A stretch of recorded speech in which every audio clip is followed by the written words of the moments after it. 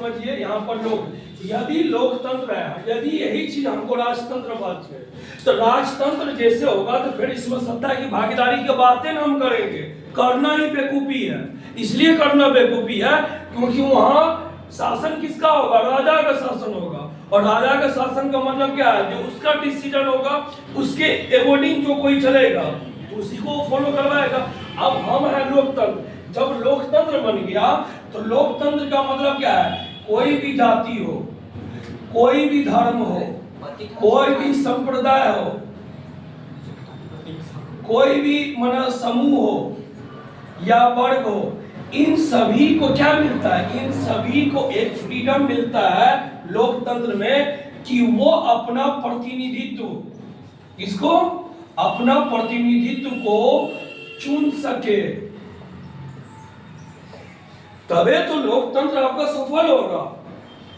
यदि मान लीजिए अभी पूरा इंडिया में, हम इंडिया का बात करते थे, तो इंडिया में हमको सबको पता है कि 80% जो है वो हिंदू रहते हैं, और बाकी की जो 20% है, 20 और 20 से कुछ एबव परसेंट, उसमें सभी जैसे मुस्लिम है मान लीजिए, उसमें सिख है, इसी में मान लीजिए आपको क्या कहते हैं ईसाई है, इसी में बौद्ध धर्म है। तो कहने का मतलब है यदि इसके साथ, इस पूरे 80 और 20 के साथ यदि हम सामंजस्य स्थापित कर सके तो हमारा देश कैसा होगा पता है? हमारा देश शांतमय होगा, हमारा देश में हिंसा नहीं फैलेगा, हमारा देश में लोकतंत्र की जो सफलता होगी वो ज्यादा एक्यूरेट होगी। जैसे हम लोग, तुम लोग को पढ़ाए थे 9th 10th इसी में, बेल्जियम सबसे बढ़िया। अभी भी श्रीलंका में इसका समाधान नहीं निकला है। श्रीलंका में तुमको पता है कि श्रीलंका में तुमको अभी पता है 79% जो है सिंगलीज रहता है।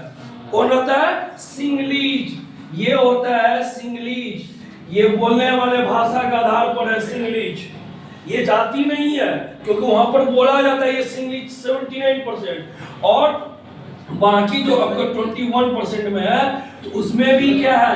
7% तमिल जो है वो इंडियन है, 7% तमिल जो है वो इंडियन है। अब बाकी के जो 14% जो तमिल है वो श्रीलंकन है। इसी तमिल में 14% तमिल में कुछ मुस्लिम भी है, वैसे हिंदू भी है, क्रिश्चियन भी है। जैसे जैसे अभी हम श्रीलंका के खिलाड़ी को देखते हैं तो कुछ उसमें नाम आपको पता चलेगा, मुस्लिम नाम पता चलेगा, ठीक ना। वहां पर एक खिलाड़ी का नाम है मुथैया मुरलीधरन, उसको इतना सामना करना पड़ा क्रिटिसाइज से श्रीलंका में, इतना कि वो अपना परफॉर्मेंस के आधार पर फिर धीरे धीरे श्रीलंका उसको एक्सेप्ट किया। अब समझ सकते भाषा के आधार पर श्रीलंका में कितना विद्रोह हुआ, ये आपका इतिहास गवाह है।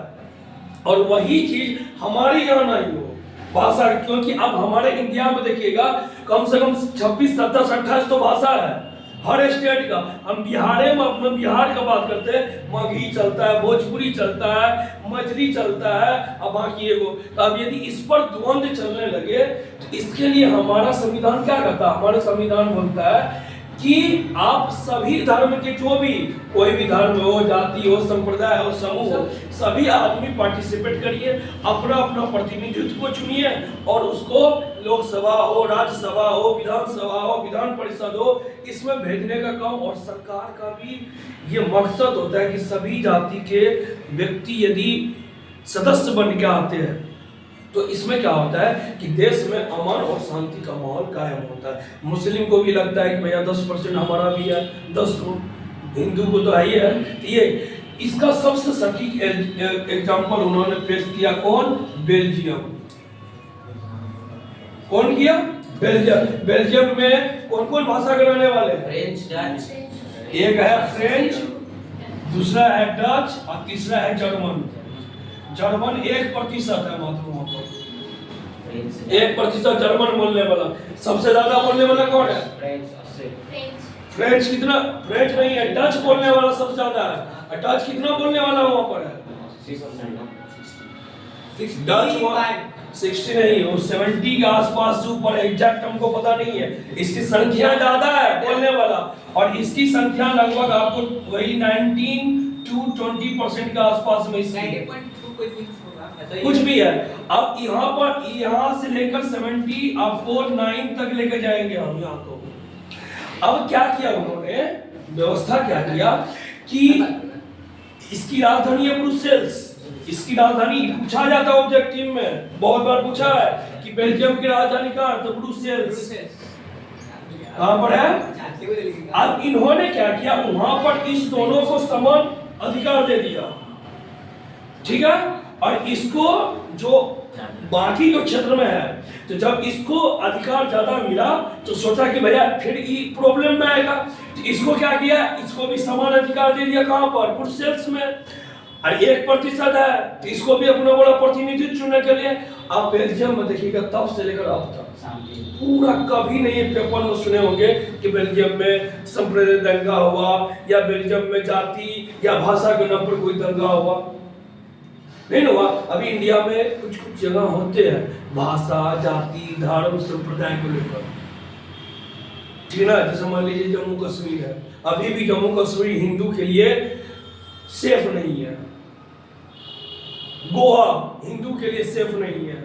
मूल रूप से हम ये बोलना नहीं चाहते, लेकिन जो हकीकत है वो है, ठीक ना। तो ये हो गया आपका सत्ता में भागीदारी का सीधा मतलब हुआ कि देश के कोई भी नागरिक, उसे पूरा अधिकार है कि अपने प्रतिनिधित्व को किसी भी किस तरह मतलब प्रत्यक्ष और अप्रत्यक्ष रूप से इसमें पार्टिसिपेट, ताकि वो जाति अपने आप को ये समझे कि हम लोकतंत्र में जीवित हैं। जैसे तुमको याद रहेगा यही चीज हुआ था अमेरिका में। अमेरिका में तुमको पता है किस लिए आंदोलन हुआ था, रंग भेद के कारण।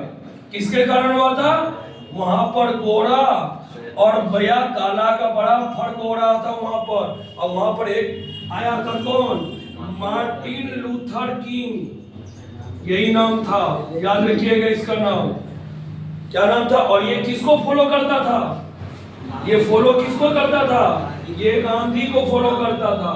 गांधी को फॉलो करने का मतलब क्या होगा, उसके पीछे पीछे चलना नहीं, उसके विचारधारा को अपनाना। इसको लगता था कि गांधी का जो विचारधारा है बिना कुछ हिंसा किए सत्य के पथ पर चल के न्याय पाना, इसको वो लगा। और ये भी वही काम किया था अमेरिका में। और पहला और श्वेत ये राष्ट्रपति बन के उभरा था आपको अमेरिका में, सबसे पहला और श्वेत बराक ओबामा सब तो अब के ना श्वेत। इससे पहले ही मार्टिन लूथर किंग था और उन्होंने एक स्लोगन किया था कि भैया जो भी गोरा हो या काला हो सब एक है, सब भाई है किसी में। और यही में हुआ था, तुम लोग को याद होना चाहिए 1915 में जब महात्मा गांधी लौट के आए थे, इन्होंने अफ्रीका में भी आंदोलन किया था और इस वहां पर भी यही कंडीशन हुआ था गोरा काला का। और वहां पर कौन था, नेल्सन मंडेला। इतना साल 28 साल के लगभग उसको कैद होने के बावजूद भी उसमें वो जिद था कि हम आजादी दिलाएंगे इस चीज से, जिसमें महात्मा गांधी सक्सेसफुल हुआ था। उसमें वहां पर भी यही प्रॉब्लम था गोरा काला का। आज देखो दक्षिण अफ्रीका टीम में को देखिएगा, कोई भी टीम लीजिए उसमें एक आरक्षित सीट है कि 3 से 4 आपको जो इस प्रकार के खिलाड़ी को खिलाना ही पड़ेगा, आपको वो नियम है। अब कोई भी टीम उसको उल्टा के देख लीजिए, कभी कभी 20 का 21 को 4 को 5 को 3 को 4 को आपको मिलेंगे ही मिलेंगे, क्योंकि वो इसलिए कर रहे हैं ताकि समानता हो और होना भी चाहिए। ये भगवान की देन है। काला गोरा में क्या, हमको आदमी से नहीं, आदमी के व्यक्तित्व से, आदमी के कर्म से पहचान होना चाहिए, ना कि आदमी के रंग से, है कि ना। अब एक गोरा आदमी आके मान लीजिए 10 आदमी को मार देता है, हमारे देश में हिंसा फैलाता है, तो उस व्यक्ति का हमारे लिए क्या कुछ है, क्यों हम उस आदमी को डिमांड करें। यदि एक काला आदमी हमारे देश को आगे सुधार रहा है तो हम उसको पूजेंगे ना। महात्मा गांधी कौन से गोरा थे, वो अभी तो एक तो समझिए कि आपके सामने, लेकिन उसको पूछते हैं, इसलिए पूछते हैं क्योंकि उन्होंने ऐसा काम किया, समझ रहे हैं ना। नेक्स्ट हम लोग आ जाते हैं। अब देखिए इसमें एक वर्ड आता है आपको, सामाजिक विभेद और सामाजिक विभाजन। ये बहुत बार क्वेश्चन जनरलाइज हो चुका है और पूछा जाता है, तो आप लोग ध्यान से समझिएगा ये दोनों में मूल अंतर क्या है। आप समझ में आया, अरे सत्ता में भागीदारी का मतलब समझ में आ गया ना। 1-2 कंट्री का नाम ले लेना, जैसे कल के डेट में पूछेगा सत्ता में भागीदारी को 5 नंबर में आप क्या समझते हैं, तो 1-2 कंट्री का नाम लेकर उसको बता देना है डिटेल से। सेकंड बात, एक होता है सामाजिक विभेद, क्या होता है, और एक होता है आपका वर्ड आता है सामाजिक विभाजन। क्या होता है, चलिए बताइए, सामाजिक विभेद किस पर होगा रे, किस चीज पर होगा, जाति धर्म, किस पर होगा, जाति धर्म भाषा, जाति धर्म और ले लो संप्रदाय। अब देखो इस चीज को पहले समझिए, बात को, अलग बात है लिख देना। अब विभेद का मतलब हो गया, जैसे मान लीजिए अभी है, जैसे अभी हम बताए अफ्रीका का बात बताए, या मान लीजिए अमेरिका और श्रीलंका का बता दें। श्रीलंका में क्या है, इसी आधार पर वहां पर विभेद है, भाषा के आधार पर। सिंगलिश ज्यादा बोलने वाला है और तमिल कम बोलने वाला है, तो बोला वहां पर सिंगलिश को ज्यादा प्राथमिकता मिलता है और तमिल को प्राथमिकता कम मिलती है। कहीं कहीं ऐसा होता है कि जाति विभेद है, जाति विभेद है। और इसका उदाहरण हम सबसे बढ़िया उदाहरण लेंगे, कौन, ये सबसे ज्यादा करता है पाकिस्तान। पाकिस्तान में देखिएगा हिंदू मुस्लिम दो जाति है। आजादी के समय में जाति जो था वो धर्म है सर, धर्म, ठीक है, धर्म के साथ साथ वहाँ धर्म और जाति, तो समझिए, सॉरी बिहार इसका उदाहरण सटीक होगा। बिहार में देखिएगा अभी जाति में फूट है ज्यादा। जैसे देखिए हिंदू को हमारे जो राजनेता है वो इतना तोड़ दिया है कि जैसे बहुत आदमी बोलता है हम यादव है, कोई बोलता है हम कुर्मी है, कोई बोलता है समझ लीजिए हम कुछ और है, हाँ चंद्रवंशी है, कोई बोलता है कि ब्राह्मण है। लेकिन हम सबको क्या होना चाहिए, एक जाति का मतलब हो गया, मतलब हिंदू है तो सबको एक रहना चाहिए, मुस्लिम है तो एक होना चाहिए। फिर अब दूसरा धर्म के आधार पर, धर्म में पाकिस्तान में देखिए जब आजादी हुआ था 1947 को, 1947 में जब आजादी हुआ था तो उस समय का ग्राफ देखिएगा, हिंदू का ग्राफ जो था वो ज्यादा था, मतलब हिंदू की संख्या वहां पर ज्यादा थी। अब देखिएगा अभी के दौर में देखिएगा 1% भी हिंदू वहां पर नहीं है।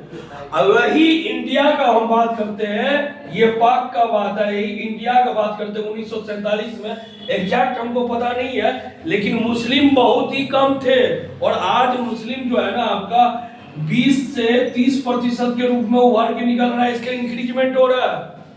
इसका मतलब भारत ने किसी भी जाति के साथ कोई भेदभाव नहीं किया धर्म के साथ, जबकि ये सब देश धर्म के साथ भेदभाव किया। क्योंकि उसका ग्राफ देखिए, अब देखिए 1947 में क्रिश्चियन कुछ था ही नहीं, आज क्रिश्चियन बढ़ रहा है, बौद्ध बढ़ रहा है, हम जैन को शरण दिए, हम सिख को शरण दिए, हम किस किस को नहीं शरण दिए है।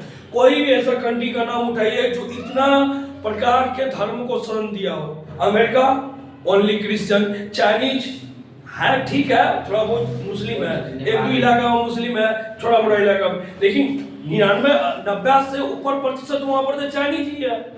लेकिन सिर्फ यही एकलौता देश है भारत जहां पर सभी धर्म के लोग स्वतंत्रता पूर्वक और फुल सिक्योरिटी के साथ रहते हैं। बौद्ध का कुछ होता है, एक भी बौद्ध को हम लोग कुछ नहीं बोलते हैं, यही चीज नहीं होता है पाकिस्तान में। वहां पर हिंदू का ग्राफ इतना गिरा है कि मुश्किल से अब 1% से भी लगभग कम बच गया हिंदू, लगभग समझिए उसका सरवाइव वहां मुश्किल हो गया है। तीसरा होता है, चौथा होगा संप्रदाय। अब बहुत बार समझिएगा, सुनिएगा, पेपर में लिखा था संप्रदाय दंगा हो गया। संप्रदाय का मतलब हो गया, जैसे मुस्लिम एक संप्रदाय हो गया, हिंदू एक संप्रदाय हो गया, और ये संप्रदाय आपस में कब टकराते हैं, दो एक कारण टकराते हैं जब इस दोनों के विचारधारा सही नहीं बैठते हैं, या तो फिर इसे गुमराह किया जाता है। जैसे कुछ मुस्लिम को गुमराह कर दिया हिंदू के प्रति, कुछ हिंदू को मुस्लिम के प्रति गुमराह कर दिया, जिसके कारण क्या होता है हमारे देश में हिंसा फैलता है। और हिंसा जो तुमको पता है, जिस देश में लगातार हिंसा फैलेगा वो देश कभी भी तरक्की नहीं कर सकता। ऐसे बहुत उदाहरण है हमारे बगल के पड़ोसी देश ही, रोज उलझन में, परसों भी इस्लामाबाद के मस्जिद में बम धमाका हुआ।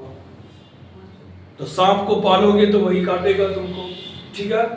और सामाजिक विभाजन किस पर होगा, धन पर होगा, रंग पर होगा, और कोई चीज है, क्षेत्र पर, क्षेत्रफल होगा, और कोई रंग है, धन है, रंग है, क्षेत्र है। कहने मतलब हाँ, तो धन पर भी होता है जाति विभाजन। अब जैसा अभी हम लोग के समाज जो है, हम लोग का समाज देखिएगा बटा हुआ है। जो धनी है उसका सोसाइटी अलग है, गरीब का सोसाइटी अलग कर दिया है, ठीक ना।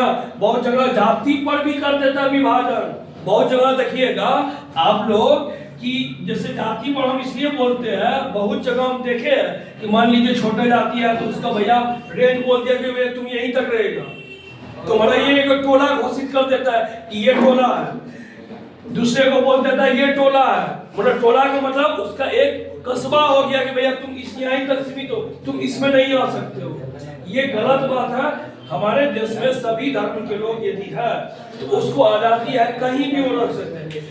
यही व्यक्ति जब लो क्लास के व्यक्ति यही जब इसको बंटवारा करता है, ये लो क्लास का व्यक्ति जब धनी हो जाता है तो फिर इसमें आ जाता है, फिर वो बैठ जाते हैं उसके साथ। तो ये नहीं करना चाहिए। फिर क्षेत्र और रंग के हिसाब से नहीं करना चाहिए। रंग के हिसाब से भी बहुत बार होता है, बहुत जगह होता है रंग के हिसाब से। तुम मान लीजिए ब्लैक को तुम्हारा एक अलग ट्रेजरी दे दिया, गोरा है तो बोला कि हम अलग साइड में रहेंगे, अलग क्षेत्र है, क्षेत्र के हिसाब से भी होता है। तो ये सब इसको हम लोग सामाजिक विभेद बोलते हैं और इसको हम लोग सामाजिक विभाजन बोलते हैं। इसी में एक एक लाइन करके आप लोग लिख दीजिएगा। नेक्स्ट क्या है? नेक्स्ट टॉपिक देखते हैं आप, विभेदों में तालमेल और संघर्ष। अब देखो विभेदों में तालमेल,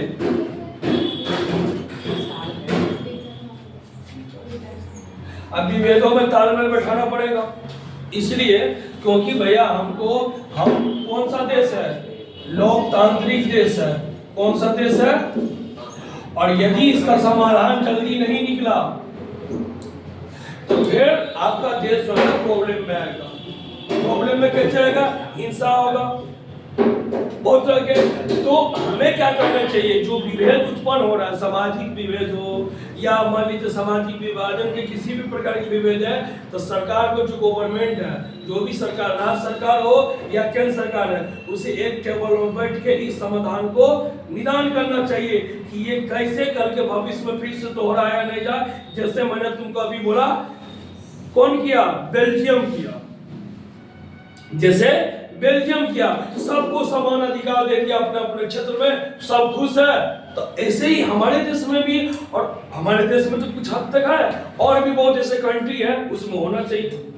इससे क्या होगा कि सामाजिक विभेद का ये मुद्दा जो होगा, फिर से आपको प्रॉब्लम नहीं आएगा। अब हमारे कंट्री में देखिए, बगल में मुसलमान का घर है, बगल में हिंदू का घर है, बगल में क्रिश्चियन है, बगल में जैन है, सब एक साथ रह रहे हैं एक मोहल्ला में।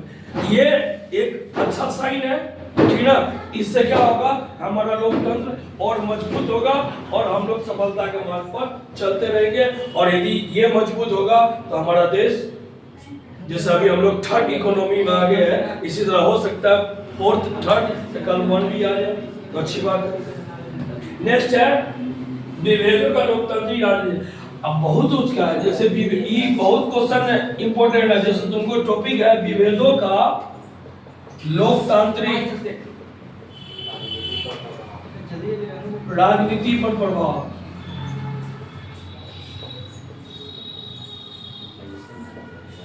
अब देखिए, अभी हमारे इंडिया में 2 पार्टी है, हम डायरेक्ट बोलना चाहते हैं। एक होता है बीजेपी, एक है भैया कांग्रेस।